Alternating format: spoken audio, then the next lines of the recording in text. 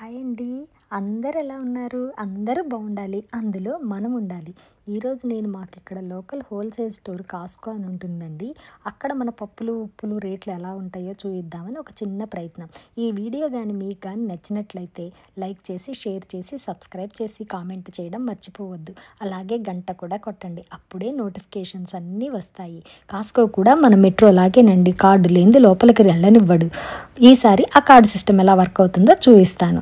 ఇదిగోండి కందిపప్పు 3 కేజీలు కందిపప్పు ఉంటుందండి. అంటే 7 ఎల్బీలని మేము ఇక్కడ అంటాము.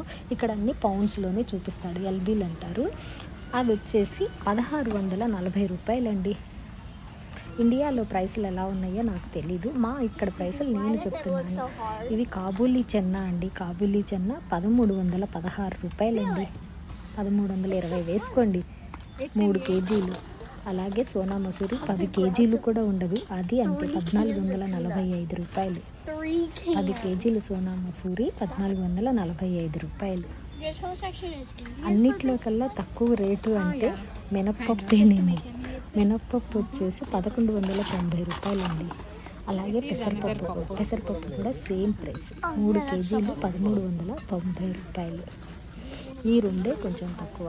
ప్రస్తుతానికైతే ఇవే. గోధుమ పిండి కూడా అప్పుడప్పుడు దొరుకుతుందండి. అది కూడా బాగానే ఉంటుంది. నేనైతే వాడాను. ఇది వచ్చేసి ఆర్గానిక్ కీన్వా అండి. ఇది మన ఇండియన్ రూపీస్లో 850 రూపాయలు 2 కేజీలు ఉంటుంది. మీరు కీన్వా ఎప్పుడన్నా వాడారా? మీరు ఎలా వాడతారో ఒక్కసారి ఒక కామెంట్ పెట్టండి, తెలుసుకుంటాను.